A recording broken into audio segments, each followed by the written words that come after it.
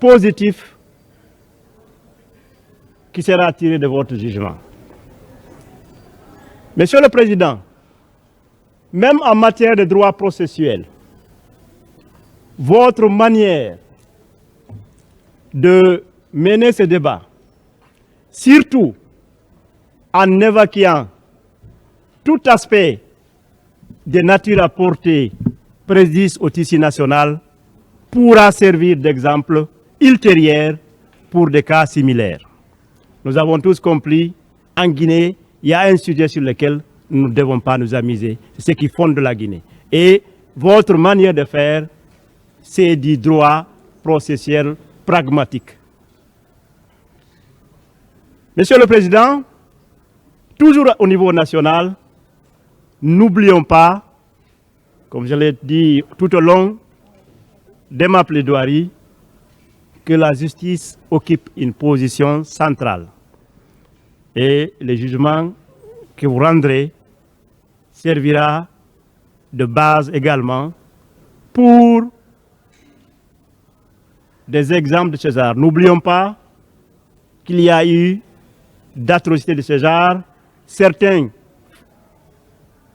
sont déjà prescrits, mais peuvent faire partie de la justice transitionnelle ou d'autres peuvent encore être dans le cadre de la justice classique. Je pense que le travail effectué ici servira un exemple majeur. Mais à mon avis, ce qui va être encore le plus important, c'est surtout sa portée internationale. Votre jugement, à l'instar de l'arrêt Tadic, sur la définition même des crimes contre l'humanité,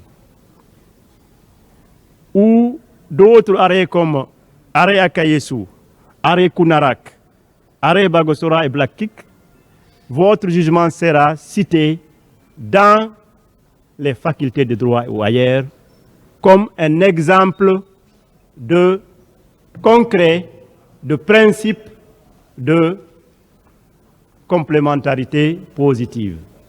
Et cela permet également de réconcilier la Cour pénale internationale et les juridictions internes africaines.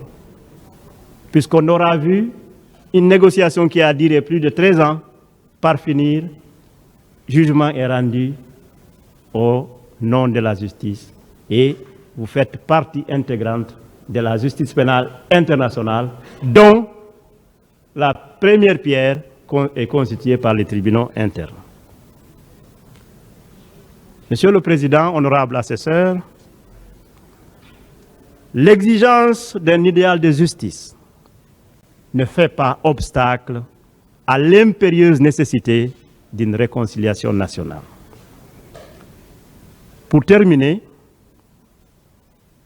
Monsieur le Président, honorable assesseur, il ne me reste plus qu'à vous remercier pour l'écoute, l'attention et à formuler les meilleurs vœux pour une meilleure décision fondée tant en droit qu'en fait,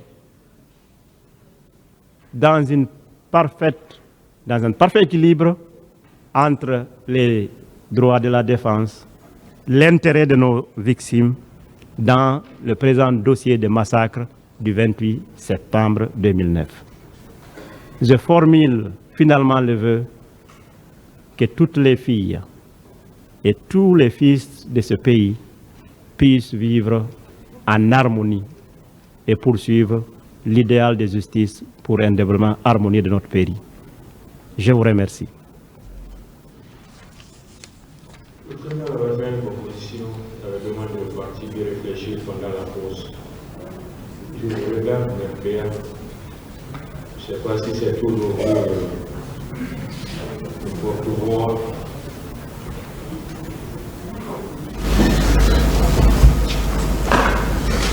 Vous avez besoin de micro?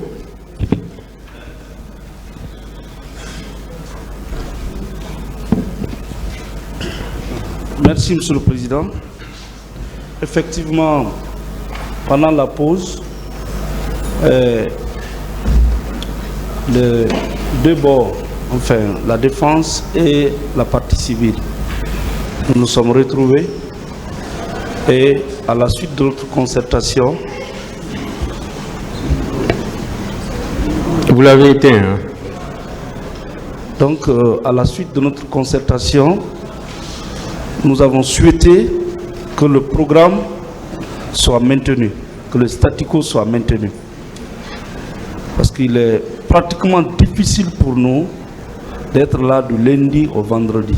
Nous avons d'autres contraintes et qui ne peuvent pas nous permettre d'être totalement coupés de nos cabinets respectifs. Donc nous vous prions, Monsieur le Président, comme on s'était entendu à l'entame de cette procédure, que vous acceptez qu'on continue avec le même rythme. Nous avons le souci qui vous anime et nous le partageons. Mais nous vous prions de nous comprendre également. Je vous remercie, Monsieur le Président. Le ministère public a quelque chose à dire sur la proposition.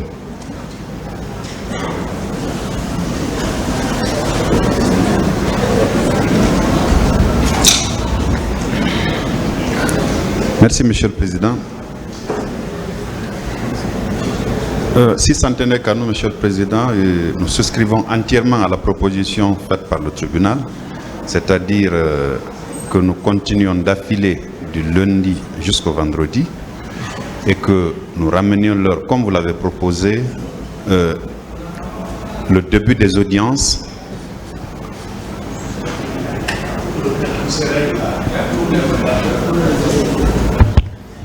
Je disais, Monsieur le Président, que nous souscrivons entièrement à la proposition faite par le tribunal.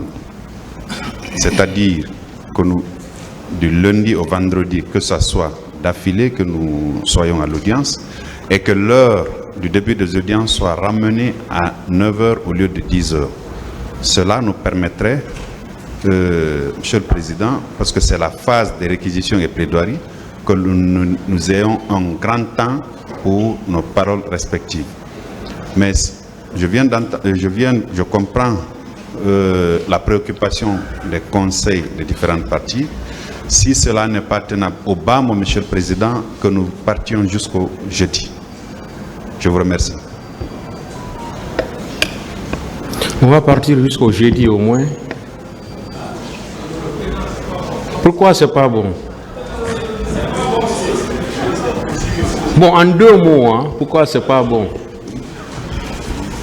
Monsieur le Président, c'est pas bon parce que nos cabinets sont presque fermés au rythme déjà adopté ici. Et nous ne recevons nos clients et nous nous occupons de toutes les autres affaires de nos cabinets que seulement les jeudis et les vendredis. Oui, mais si on adoptait ça pour un mois, 2 mois et finir une fois pour toutes, pour vous occuper maintenant de vos clients entièrement. Si nous le faisons, nous fermerons nos cabinets. Nos clients vont nous quitter. Nous sommes d'une profession libérale. Alors, ce sont nos cabinets qui nous font vivre, monsieur. Moi, je suis président du tribunal, je reçois vos cabinets. Hein. Voilà. Je les reçois, je sais que les cabinets ne sont pas fermés. Oui, mais j'ai dit si on acceptait d'être là les jeudis et les vendredis, on risquerait de fermer. C'est le risque. D'accord, on va évoluer alors. Alors on va évoluer. Oui. Je pense qu'on ramène alors pour un premier temps, on commence à partir de 9 h les audiences. Ça, personne ne dira qu'on va fermer nos cabinets à cause de ça. Voilà. Donc à partir de demain, on commence à 9 h, à partir de 9 h. Maître Moumini.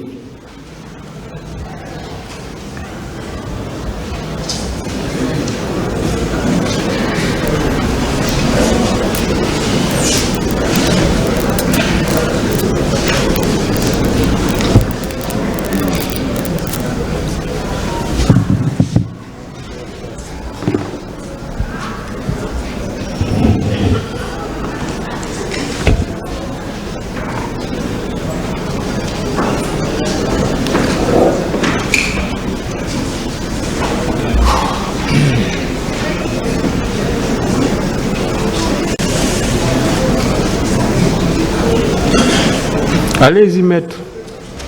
Merci, Monsieur le Président. honorable assesseur, de m'avoir donné la parole dans cet après-midi de ce lundi 13 mai pour représenter ma plaidoirie par rapport aux événements du 28 septembre 2009 au nom et pour le compte des partis civils. Monsieur le Président, honorable conseiller, à l'image de mes deux prédécesseurs, il m'échoit l'honneur de remercier le tribunal dans sa composition pour l'intérêt attentif qu'il a eu à apporter dans le déroulement de ce procès. Je vais remercier également les empéreurs de poursuite, qui sont les parquetiers, qui ont tout mis en œuvre pour faire comparaître ici devant vous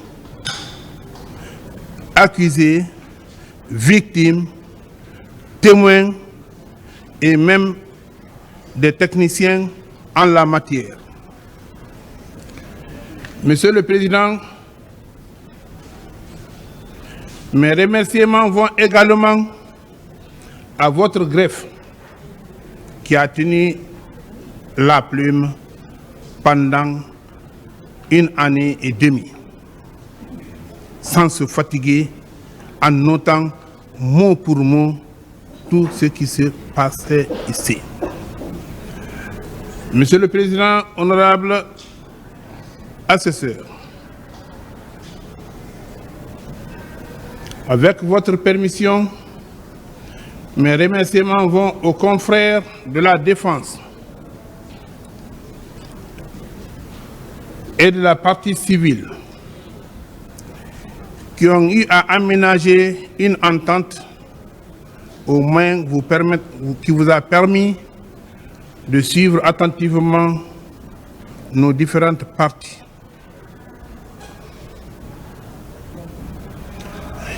Également, je remercie les services de sécurité qui, pendant tout ce procès, se sont aménagés à nous assurer cette sécurité. Si elle n'était pas là, on ne serait pas ici devant vous. Monsieur le Président, honorable conseiller, le 28 septembre 2009 a été un événement inédit, un événement sans précédent. Même ceux de janvier-février 2007 n'ont pas eu cette envergure.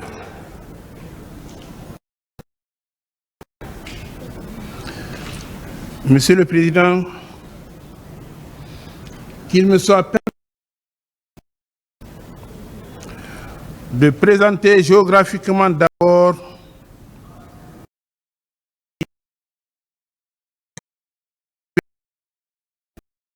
sur le plan politique ayant amené ce carnage en 2009.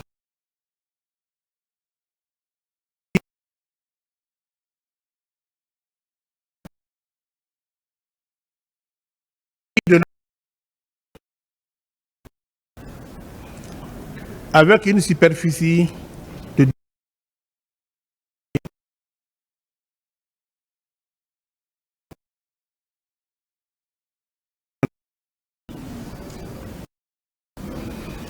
évidemment avec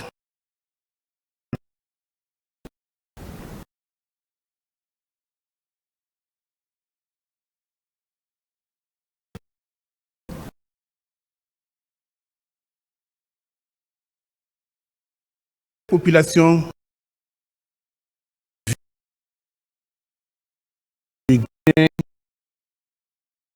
a besoin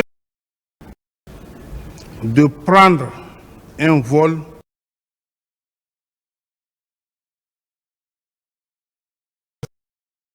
une